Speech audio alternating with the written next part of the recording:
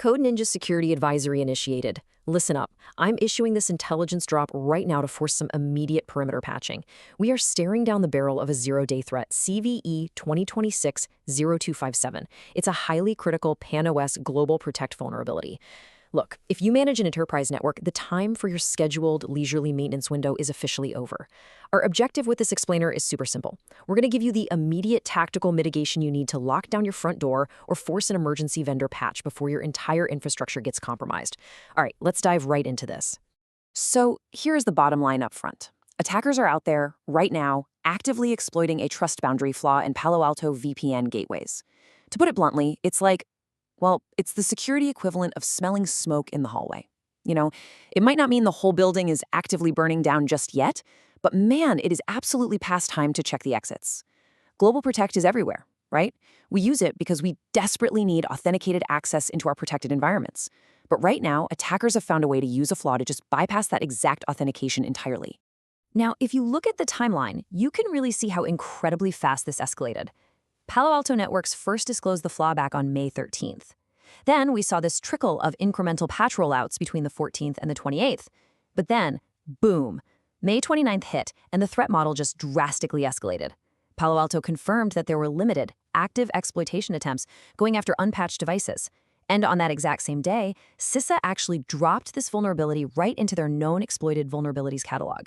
That Kev edition? Yeah, that's a binding operational deadline if you're a federal agency. And if you're in the private sector, well, consider it a massive, flashing red warning light. Phase 2, comms check, establishing the intelligence link. Let's keep moving. Quick comms check for you.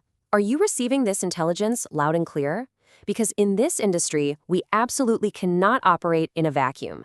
Defenders, we need a reliable, rock-solid channel when the perimeter is actively under fire. And you really need to be prepared for the next rapid response advisory that comes down the pipe. So here is your mandatory security protocol for this intel drop. Number 1, go ahead and subscribe to @cybertech79. We need to keep that link open for ongoing, real-time threat intelligence. Number 2, enable those notifications immediately. When 0 days drop, I'm telling you, hours literally matter. And finally, go ahead and hit that like button on this explainer. That's your way to formally ACK or acknowledge receipt of this critical transmission. Really, consider this just a vital part of your everyday operational readiness. Phase 3, the blast radius, defining the exposure and impact. Okay, so the actual structural weakness we're dealing with here is tracked as CVE-565. That's reliance on cookies without validation. The specific mechanism is actually kind of fascinating, to be honest. The flaw lives inside an authentication override cookie feature right in the GlobalProtect portal and gateway. Now, this is just a convenience feature, right? It's meant to reduce friction for your users by streamlining re-authentication so they don't have to keep logging in. But as we see all the time in security architecture, convenience features have a nasty habit of sitting right in the crosshairs between usability and enforcement. In this case, insufficient integrity checking basically hands an attacker the keys to completely bypass authentication and just establish a completely unauthorized VPN connection. No passwords needed. Now, the CVSS base score for this vulnerability is a 7.8. So yes, it's a high-severity threat. But please, whatever you do, do not let the lack of a 9 or a 10 lull you into some false sense of security here. This is a network-based attack vector. It requires 0 privileges from the attacker, and worst of all, 0 user interaction. An attacker simply leverages this cookie validation flaw from the outside, effortlessly bypassing the very security mechanism that was designed to keep them out in the first place. The absolutely crucial thing you need to grasp here is the downstream impact. What starts off as just an initial perimeter breach, the GlobalProtect VPN compromise itself, well, that rapidly snowballs into a catastrophic internal exposure. If you're running a Windows-heavy shop, this immediately turns into a full-blown identity hygiene crisis. Once that unauthorized session gets established, these attackers aren't just sitting there. They're immediately looking at your Active Directory, mapping out NTLM, hunting for Kerberos tickets, and desperately trying to move laterally. That compromised edge device, it's literally just the front door to your crown jewels. Phase 3B, the protocol. Eradication and mitigation tactics. Let's get to fixing this. First things first, you have got to determine if you're actually exposed. This particular exposure requires a highly specific configuration dependency to even work. Your GlobalProtect portal or gateway has to be configured with authentication override cookies explicitly enabled. Usually, that's under the accept or generate cookie for authentication override options. And it also has to be operating under specific certificate conditions. Basically, if you are out there reusing your main portal or gateway certificate for these override cookies, yep, you are sitting right in the blast radius. So, if you've checked and you are exposed, here is your critical patch matrix. The vulnerable branches are pretty wide. They span across PanOS 12.1.1, 11.2, 11.1.1, and 10.2, and it even hits Prisma Access. Your network admins must, and I mean absolutely must, deploy the fixed versions that are listed here immediately. Just as an example, if you're hanging out on the 12.1 branch, you need to get to 12.14-hotfix 6 or up to 12.1.7. Still running 10.2? Then you need 10.2.18-hotfix 6. Now, Prisma Access is actively being upgraded by the folks in Palo Alto, but honestly, you still need to verify your own instance. Bottom line, do not wait around on this. Now, what if you can't patch?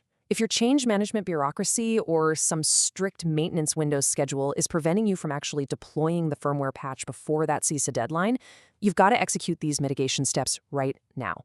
Step 1. Go in and uncheck the authentication override options in both your portal and gateway configurations. Literally just turn the feature off entirely. Now, if business requirements make that totally impossible, then we move to step 2. You need to generate a brand new, dedicated certificate that is exclusively used for those authentication override cookies. Do not reuse your portal certificate for this. You have to isolate that trust. Oh, and this brings us to a super vital operational warning for your IT teams. Listen up on this one. Once you finally apply that firmware patch, the firewall is going to start regenerating these cookies using a much more secure method. Because of that change, your GlobalProtect users are going to have to manually re-authenticate at least once post-upgrade. That happens even if they're currently holding what they think is a valid cookie. Your help desk teams absolutely must be prepped for this sudden wave of authentication requests. The last thing you want is for a rushed, critical security patch to look like a massive network outage to your executive team, right? Phase 4. Disclosure, ethics, and sign-off. Protecting the perimeter together.